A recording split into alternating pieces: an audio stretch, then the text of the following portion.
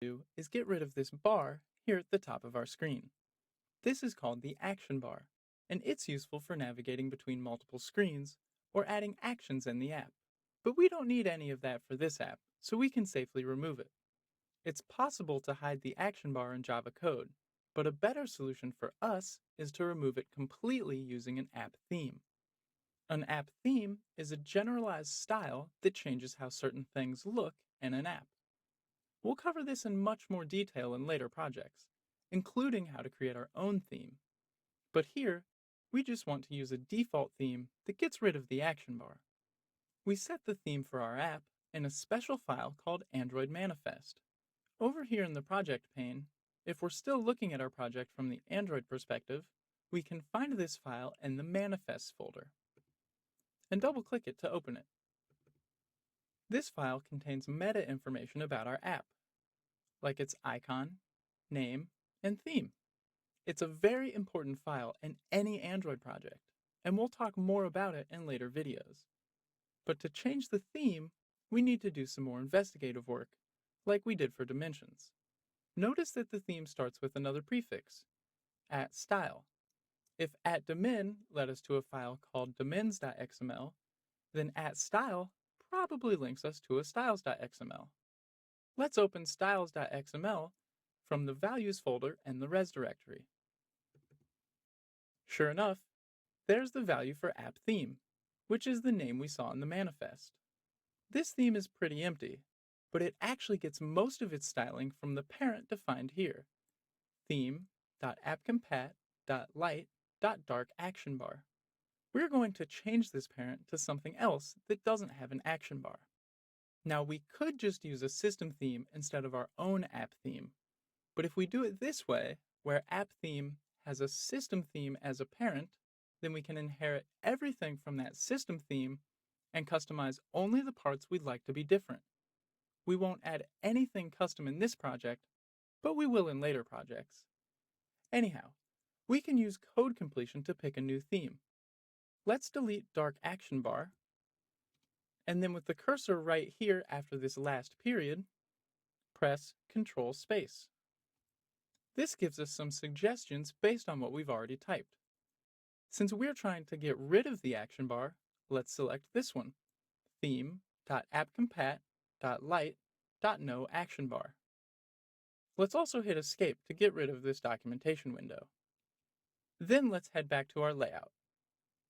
And there we go, no more action bar. Now let's run our project to make sure it still works as expected.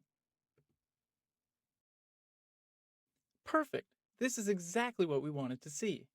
We've added some padding around the edges, gotten rid of the action bar, and now it's really starting to look like the mockups. Nice work! We made a lot of changes here. Let's take a short break to review before moving on to the code. We learned a lot about working with our IDE and the emulator. Then we added some views to our layout. We added a text view to display a fun fact, and a button that we'll tap to show a new fun fact. Then we saw how to change some colors and modify padding, as well as how to change our theme. Coming up next, we'll add some code to our button to make it actually do something.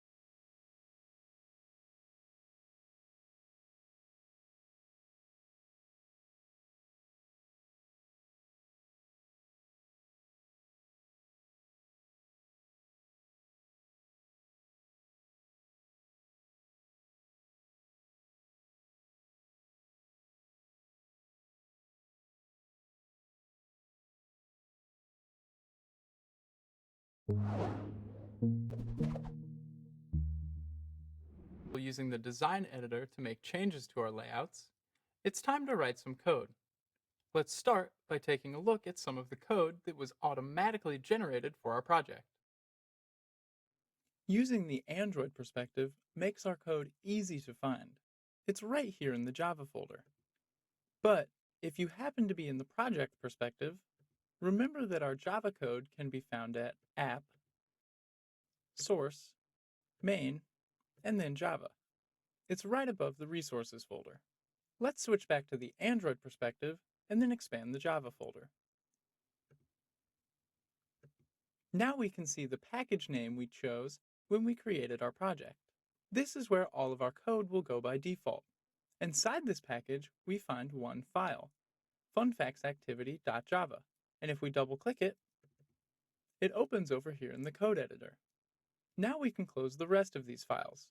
Let's right-click on funfactsactivity up here and choose Close Others.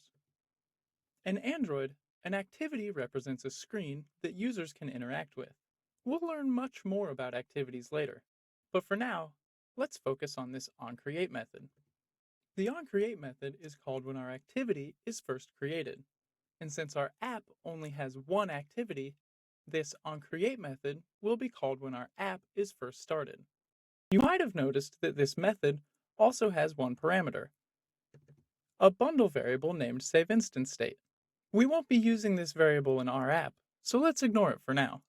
Inside onCreate, the most important line is the call to setContentView. This method tells the activity which layout file to use for the screen. This r.layout.activityFunFacts parameter is an ID, which points to the activityfunfacts.xml file and the layout directory. This is where the layout we've been working on gets attached to our activity. Okay, time to make the magic happen. The first thing we need to do is declare two fields, or member variables. One for our FunFact text view, and one for our button. A field is the name for a variable that is inside the class, but outside all of the methods. Using fields for our views means that we'll be able to access them from any method in our class. This is especially useful because there's often more than one method that needs access to our views. Let's start by adding a line at the top of the class. Then let's add a comment to help explain what we're doing. Remember, it's 2 forward slashes for a single line comment. Let's type // and then say, declare our view variables. Then, on a new line, let's declare our FunFact text view as private text view im_fact text view. If text view is in red, that means we haven't imported it yet. Hit Alt-Enter to fix it. We'll be using the im prefix for our fields in accordance with the Android source style guide. If you don't want to use this prefix, you don't have to, unless you plan on contributing to Android source code. If you'd like to read more about these style guidelines, check out the link in the teacher's notes below. Another thing to mention is that we can have Android Studio automatically add the im prefix when we're using code generation. Let's go to File, Other Settings, Default Settings, and then Editor, Code Style, and Java. Over on the Code Generation tab, let's add a lowercase m for our field prefix. Then let's hit OK to get back to the code. Now we need to declare our button. Let's add a new line below our text view and type private, and then start typing button. Notice that Android Studio is trying to guess what we're typing. Once the top choice is button, hit Enter or Tab to let Android Studio autocomplete that for us. It even adds the import statement. Then, when we type the M, Android Studio suggests im button because of the setting we just changed. Cool, right? But we'd rather have a more descriptive name for our button. Let's name it im show fact button. Semicolon. All right, but why did these names change to gray like this? If we hover over one of our fields, We get a quick tip saying that our private field is never used. The gray coloring will go away once we use these variables. Another thing I want to point out are the import statements. We can view them by hitting the little plus button up here. By default, our class only has a couple of imports. But every time we use a new class like TextView or Button, Android Studio will try to automatically add the corresponding import statement. If you use a class that isn't yet imported, let's say I delete the button import, then you'll have something that looks like this. To fix it, just place your cursor on the missing class and hit Alt-Enter, and it's imported. Let's take a short break and then we'll see how to assign values to these new variables.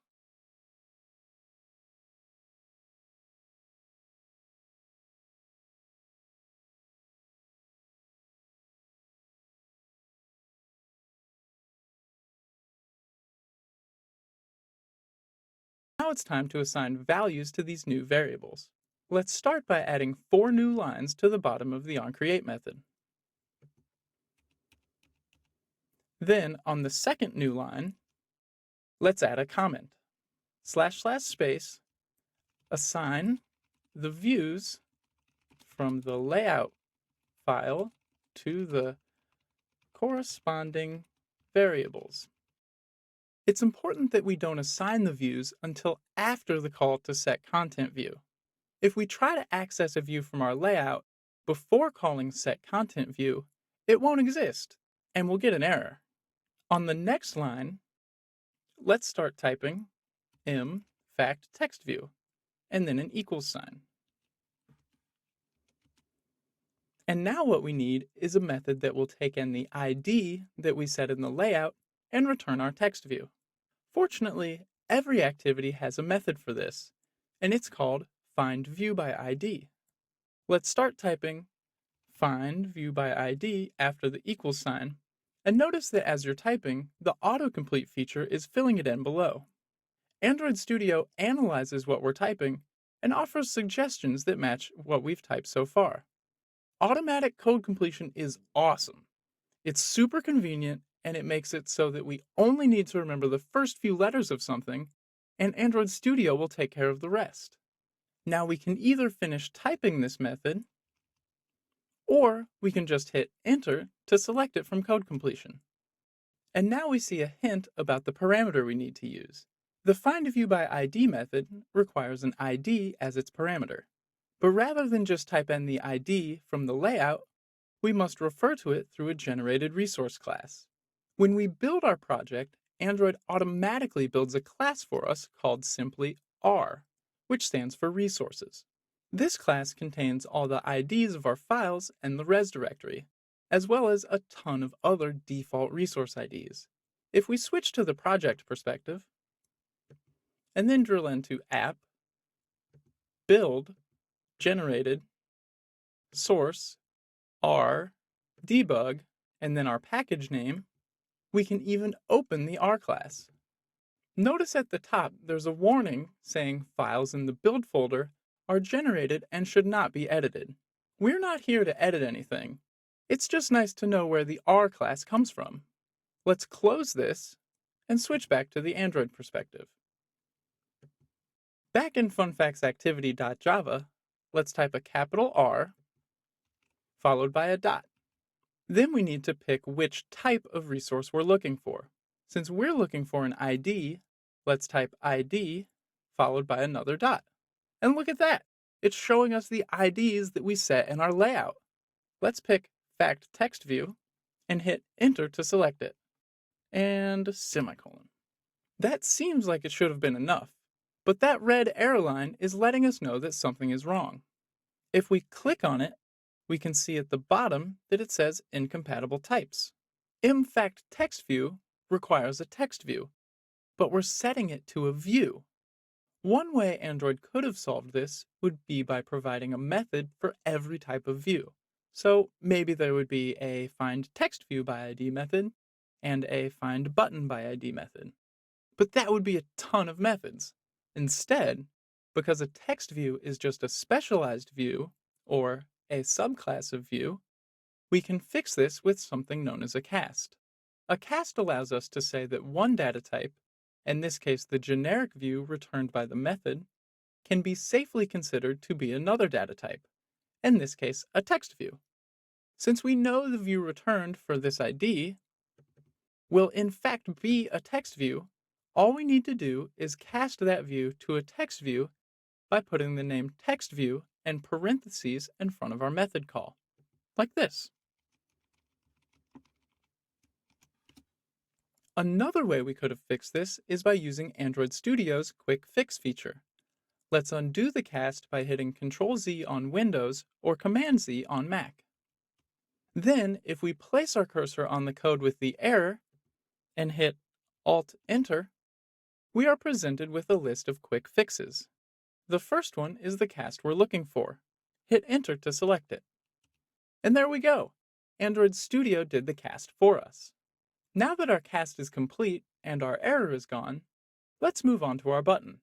It's pretty much the same code, but remember that the ID is different and we'll need to cast it to a button instead of a text view.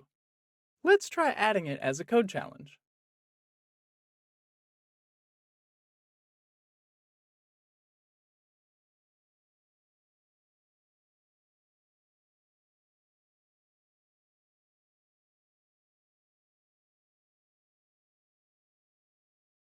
We started with our layout, where we created our button. Then we made a variable for it in our activity class, and we set that variable in the last code challenge. But there's still one more step to make our button work. I'll start by adding the code from the code challenge. I'll type show and then hit Enter or Tab to autocomplete. Then I'll set it equal to find view by ID r.id.showFact button. Then I'll hit Alt-Enter to add the cast and finish with a semicolon. Now it's time to make our button do something. On a new line, type showFact button, and remember we can use Enter or Tab to autocomplete. Now, if we type a dot, we get a new menu for autocomplete suggestions. These are all the methods available to a button object. And as we start typing, methods that don't match will be filtered out. Let's type set on, and then we see the set on click listener method near the top of our list. That's also the method we're looking for, so let's select it. An on click listener is exactly what it sounds like. It's something that listens for the button to be clicked or tapped. Clicked and tapped mean the same thing when we're talking about a touchscreen. When the listener detects a click, it then runs some code that we've given it ahead of time. The setOnClickListener method is expecting a parameter that is another new data type, onClickListener. That's what this callout is telling us. If you lose this callout somehow, simply hover over the error and we can see that inside these parentheses is supposed to be an onClickListener. The listener parameter we provide here will be connected to our showFact button. It doesn't exist yet, so let's add a line above this one and start typing onClickListener with a capital O. Notice that there's more than one type of onClickListener. The first one is for a dialog interface, and the second one is for a view. But how do we know which one of these we should choose?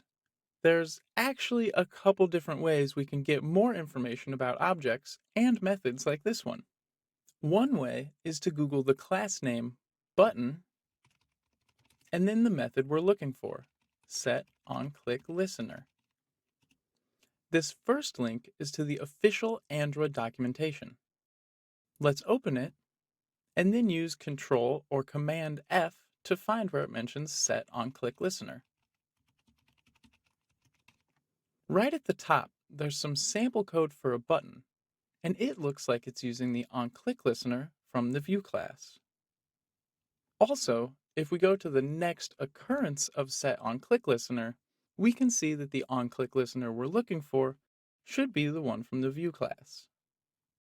Back in Android Studio, we can use a shortcut to get at the documentation as well. Let's click on the setOnClickListener method, and then use F1 for Mac or Control Q for Windows. This brings up the quick documentation dialog. And again, we can see that we're looking for the onClickListener from the View class. Now that we know which onClickListener to use, let's go back up here and keep typing to bring back autocomplete. Then, let's select the View. Right. This first link is to the official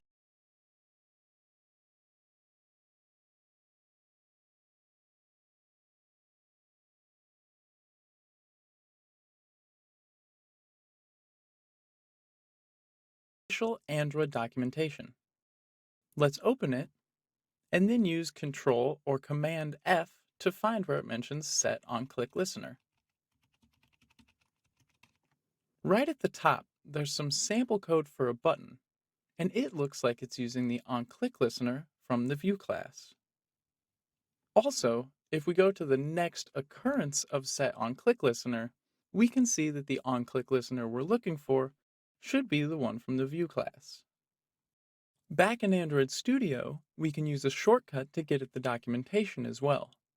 Let's click on the Set onClickListener method, and then use F1 for Mac or Control Q for Windows. This brings up the quick documentation dialog. And again, we can see that we're looking for the onClickListener from the View class. Now that we know which onClickListener to use, let's go back up here and keep typing to bring back autocomplete. Then, let's select the View onClickListener, and notice that Android Studio makes it very clear which onClickListener we chose. This way we can avoid any confusion since there are a couple different kinds of onClickListener. Next we need to name our listener and then set it equal to something. Let's name it something descriptive like listener. Then type space equals space, new, another space, and then type onClickListener with a capital O, and hit enter to autocomplete. Whoa! It just dropped in a lot of code for us. This is all the code that's required to create an onClickListener, but we still need to end our statement with a semicolon. So before we forget, let's add a semicolon after this last bracket. This may seem like a lot, but that's why we have autocomplete. It's a lot easier to use autocomplete than it is to remember all of that. Before we move on, let's quickly copy our listener variable. I'll double-click and Command or Control-C to copy it, and paste it down here as the parameter for our Set onClickListener. And now that there's no more errors, let's take a short break before we finish our listener.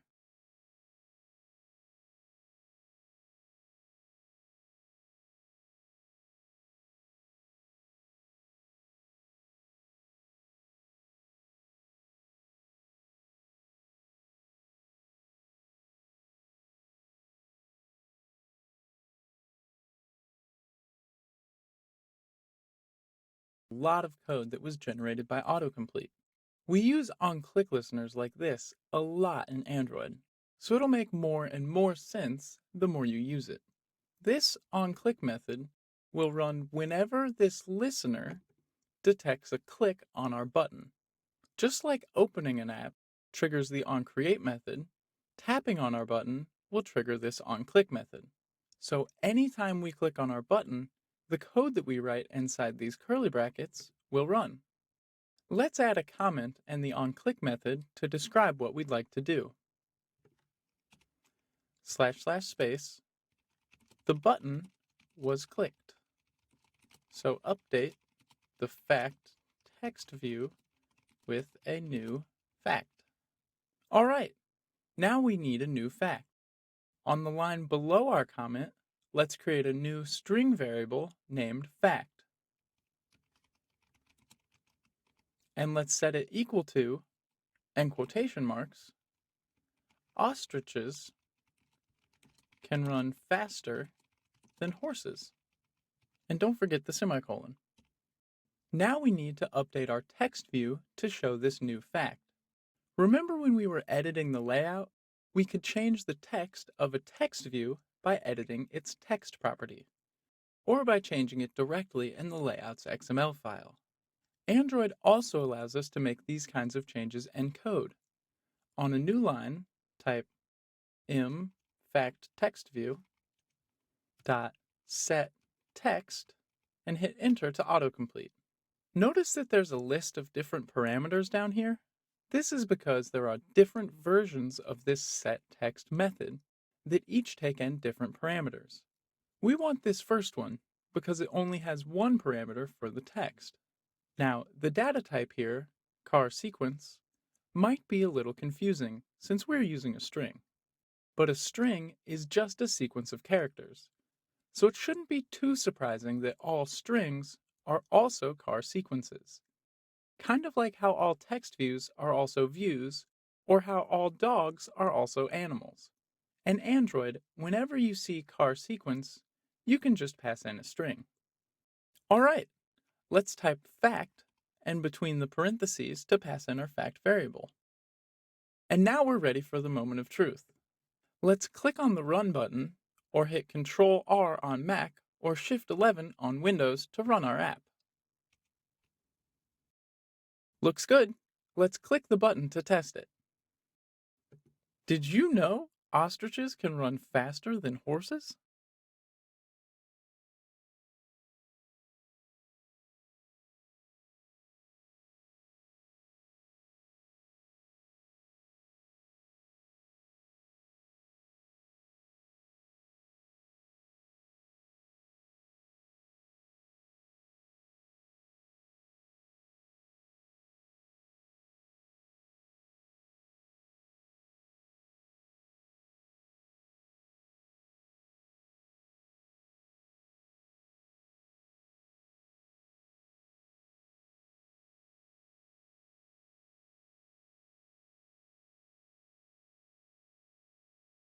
Back in our Fun Facts activity class, I'm going to close the log from when we ran our app. We've just finished setting it up so that when we tap on our button, this onClick listener detects that tap and then runs the code we see here in the onClick method. Right now, the app is pretty boring. It just shows this one fact over and over each time we hit the button. Let's take a look at this code and talk about how we can change it to be more exciting. We start with a string variable named fact, which holds the text of our fact. But for now, it's hard-coded as ostriches can run faster than horses. To make this more dynamic, we need to change the fact variable based on some sort of randomization. Let's start by setting our fact variable equal to an empty string by deleting everything between the quotation marks. We have to leave our fact variable equal to something or else we'll get an error when we try to set the text. Then, let's add some comments to give us an outline of what we hope to accomplish. On a new line, let's say, randomly select a fact. Then we'll add 2 more lines and add a comment that says, update the screen with our dynamic fact. And that's all there really is to the heart of our app. We randomly choose a fact, and then we display it to the user. All right, let's start by creating a new random object named RandomGenerator. Random is a class provided by Java itself that makes it easy for us to generate all sorts of random numbers. Let's add a new line up here, and then type random, tab or enter to autocomplete and automatically import it, random generator equals new random. Then let's create a new integer named random number to store the random number we generate.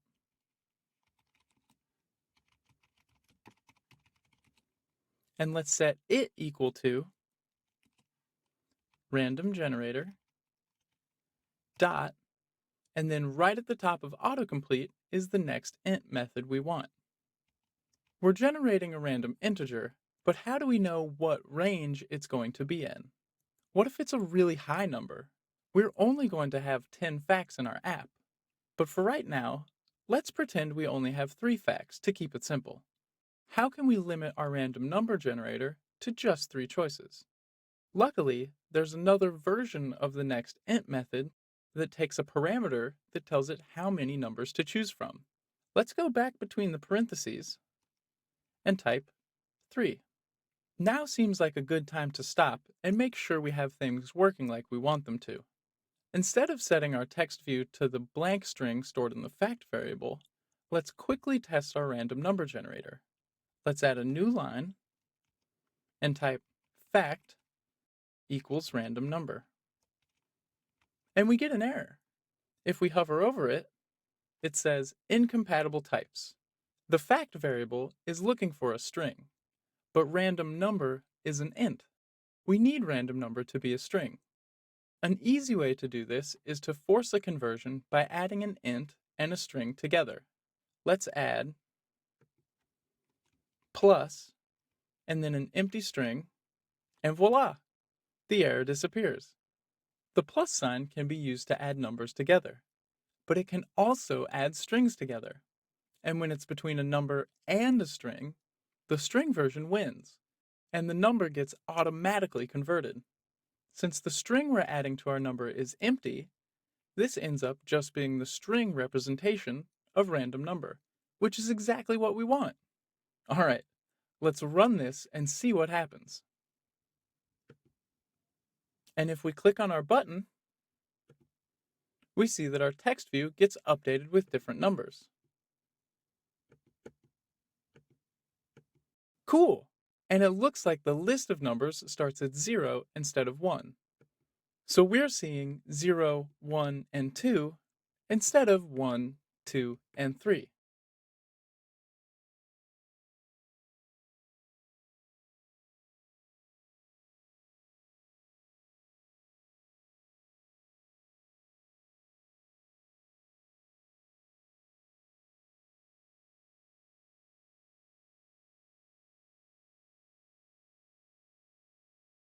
Part of our app, the random number generator. Now we need to use that generator to help us pick a random fact on each button click. But before we can do that, we'll need a pool of facts to choose from. Let's start by creating an array to hold our facts. Remember, an array is just a container that holds values of a specific type. Let's add 2 lines to the top of the onClick method, and then type string, left and right bracket, facts, semicolon. We now have a new variable called facts, and we've declared it to be an array of strings, or a string array. You can make an array out of any type of object.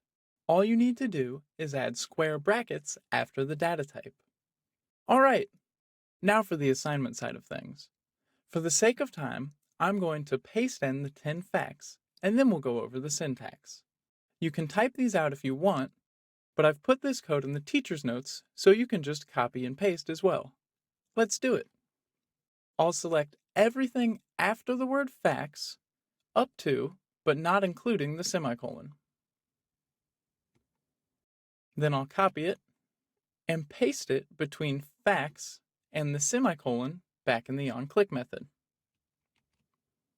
And now we can see that one way to initialize an array is with a comma-delimited list between 2 curly brackets. Now that we have an array of strings to select from, let's use our random number generator to help us pick one at random. Our array has 10 elements in it. Let's start by changing our random number generator to have a range of 10 instead of 3. If we clicked on our button now, we'd see random numbers ranging from 0 to 9. And what else do we have that ranges from 0 to 9? That's right, the indices of our facts array. The first fact, about ants, is at index 0. And this last fact, about mammoths, is at index 9. So if we want to select a random fact, we just need to select the fact from our facts array that's at the index of the random number we generated. Seems easy enough. Let's start by getting rid of what we're currently setting our fact to, and then type facts, and in brackets, random number, to select the fact at the index of our random number. All right, that should do it. But before we test our app, there's a potential bug we should fix first. What happens if we add a new fact to the array? Can you tell where the code will break? I'll add another fact, and then let's talk about it. I'll say treehouse is not actually in a tree. Now that we have 11 elements in our array, we need to change our 10 to 11 down here in our call to next int. But if we forget to change it, we'll never see our new fact in the app. Wouldn't it be nice if we could somehow use the number of elements in the array as our parameter instead of a hard-coded number like this? Then we wouldn't have to change it every time that we add or remove elements in our array. Sure enough, Java has a way for us to do this. Let's delete the number 10 here and type facts.length. This gives us the length of the facts array, which is another way to say the total number of elements. By using this property of the array, we will always pass in the right number of elements. This saves us the work of manually changing numbers, and it also protects us from errors. For example, if we had deleted an element, I'll delete this one that I just added, but we left this number as 11, then our app might try to reference an element that doesn't exist, and it would crash. This looks good to me. Let's click on the Run button to test our app. Then we can tap the button and we should see some of the new facts. And there we go, something new. You are born with 300 bones. By the time you're an adult, you will have 206? And if we keep clicking, we should eventually see all of our facts. Very cool. Awesome work. Don't worry if all these new Android words aren't sticking yet. We've done a lot, and we still have a lot to do. But if you stick with it, I'll explain everything you need to know. And if you want to talk about anything you're stuck on, head over to the community for questions or discussions. It's easy to feel overwhelmed with this stuff, but trust me, things will start to make more sense the more you practice. On that note, why don't you try some more practice?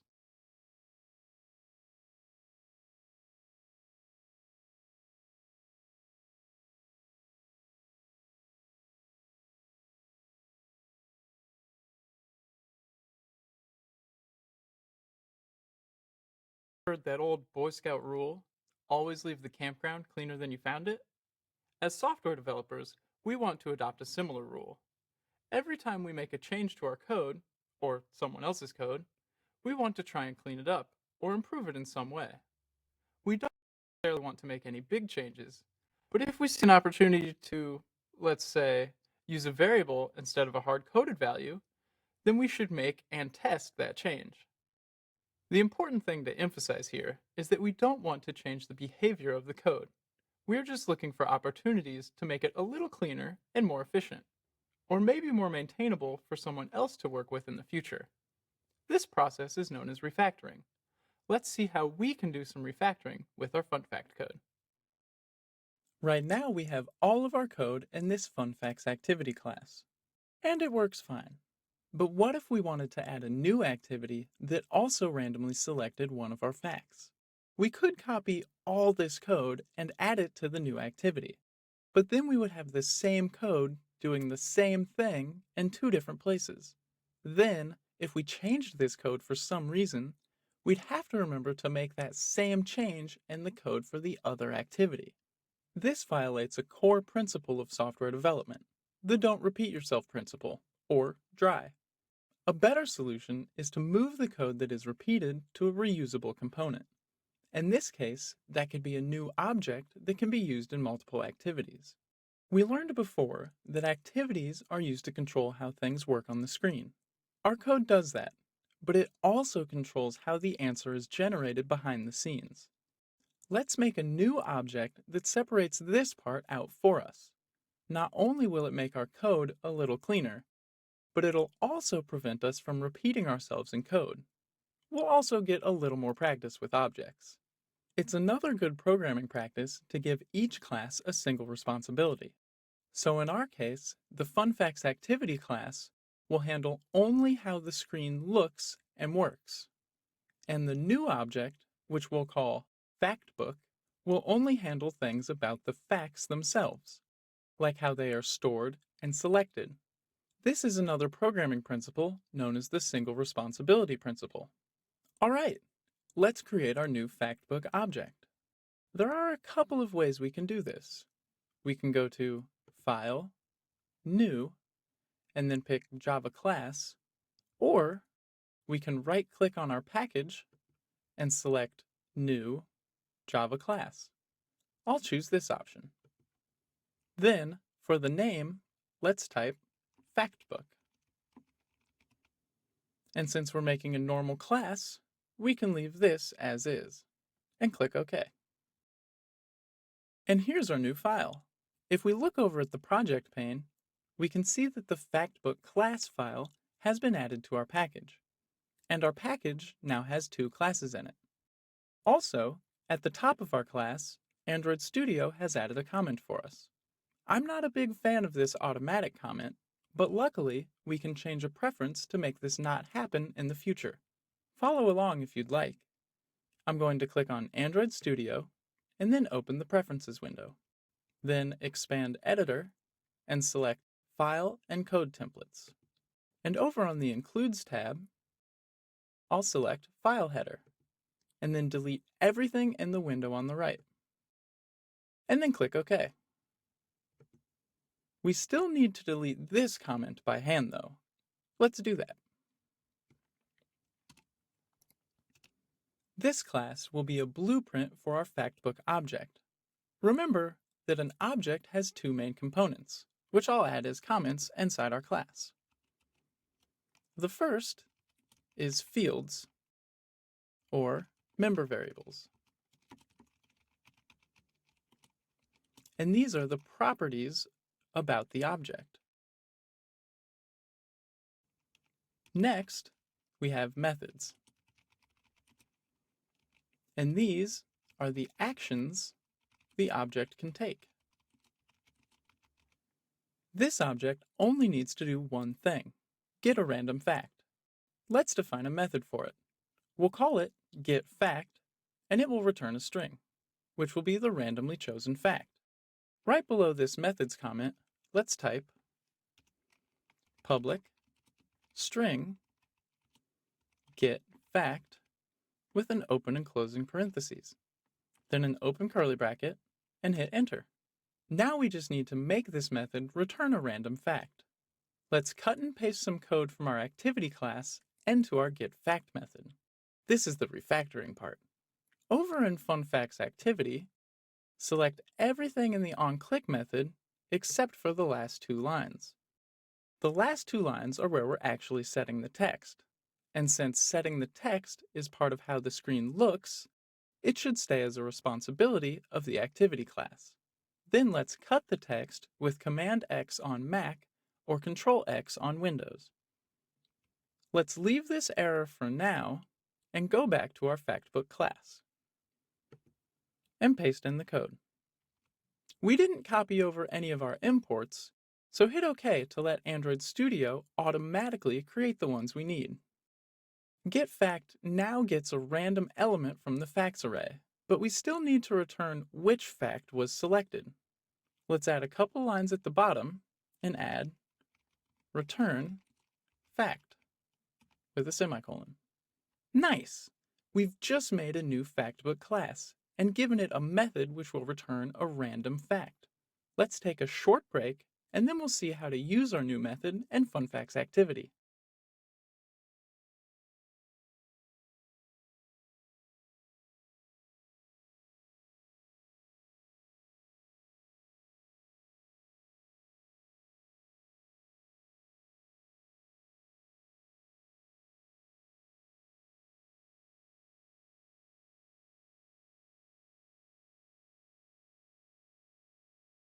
Let's go back to FunFacts activity and use this new method. First, we need to instantiate a FactBook object. We'll do it similarly to how we created a new onClick listener down here, or a new random object in the FactBook class. We'll use this new factbook object to do the work of getting an answer for us when the button is tapped. We could create it here in the onClick method, but if we do that, a new factbook object will be created every time we tap on the button. That doesn't seem very efficient. What if our object was huge, with thousands of answers to choose from? On each tap, we'd be wasting tons of processing time just in recreating the factbook. Instead, let's create it just once as a field or member variable. Up here, before the onCreate method, but after we define our class, let's add some space and type private factbook with a capital F, and then remembering the naming convention for a field, we'll type a lowercase m. And thanks to the preference change we made earlier, Android Studio makes a great suggestion for a name. Let's hit Tab or Enter to choose mFactbook, and add a semicolon. Notice we are using the class we just created as the data type for this variable. We're also using the private keyword because we only want this variable to be available inside this class. No other code outside our activity needs to know about it. Next, we need to initialize it. Before the semicolon, type space equals space, new, and a capital F, and use autocomplete to finish it. Autocomplete even adds the parentheses to the end. This creates our new factbook object using the default constructor. But wait, we didn't add a constructor to our factbook class. And luckily, we don't need to. If we don't provide our own constructor, Java will automatically create one behind the scenes. So if we don't add a constructor to a class, we can always create new objects from that class by using the default constructor. New, then the class name, and then an empty set of parentheses. Back in the onClick method, let's get a random fact from our factbook object and store it in a variable named fact. Type string fact and set it equal to mFactbook dot, and cool, our getFact method is right at the top of autocomplete. But where did the rest of these methods come from? The ones we didn't write. In Java, every single class, either directly or indirectly, extends the object class. Even though we didn't use the extends keyword when writing our factbook class, it still extends the object class by default. So these other methods come from the object class. Hit enter, then add a semicolon, and we're done. Now let's take a quick review of our code. We create our activity and give it the layout we'd like it to display. Then we initialize our view variables to the views in the layout by using their IDs. Then we create an onClick listener for our button. And when the button is tapped, we use our factbook object to get a random fact and update the fact text view. Finally, we attach our onClick listener to our button. This looks pretty good, but let's take one more pass at our factbook class. First, we see one of the main problems with using comments. We ideally want to write code that's easy to understand without additional comments. Comments tend to be forgotten about after they are first written and can end up not making any sense, like this one. Let's delete it. Alright, there's one more thing we should change here. Can you guess what it is? One of the properties of our factbook is all the facts it contains. So this facts array should really be a property, or field or member variable, of our factbook, and not a local variable of the getFact method. Let's cut the facts declaration from the getFact method and then paste it up here under fields. Remember that fields should be declared public or private. Let's make this private. Let's also follow the naming convention for fields. Right-click on Facts and select Refactor, Rename, then type mFacts with a capital F and hit Enter. And notice that the references to the facts array down here were automatically updated to reflect our new variable name, mFacts. That's the cool thing about using Refactor Rename. We just need to worry about what name we want to give it, and Android Studio takes care of the rest. Next, we're going to test the app. But first, Just for fun, I'm going to show another way we could have done this. You don't have to follow along with this part, but you're more than welcome to. I'm going to use Command or Control Z to undo all the way back to here. Then, I'll right-click on the facts variable and select Refactor just like last time. But instead of picking Rename, I'm going to choose Extract, and then Field. Then, I'll choose where to initialize this field. I'll pick Field Declaration, which will put it at the top of the class, and it looks like Android Studio has already changed the name to mFacts. So I'll just hit Enter. And there we go. Android Studio automatically refactored our local variable to a field. It even deduced that our mFacts field can be declared as final, because we never make any changes to it. It's functionally equivalent to what we had before, but just to make it look exactly the same, I'll delete the final keyword and this optional new string bit, and then cut and paste our comment to be above our new field. There are tons of helpful tricks like this in Android Studio, and they get even faster when you start using the keyboard shortcuts. But enough about that. We'll have more time for tips and tricks once we get the basics down. For now, let's run our app to test it. Remember that the goal of refactoring is to make changes to the code without changing the behavior of the app. So it should work exactly the same as before. Great work!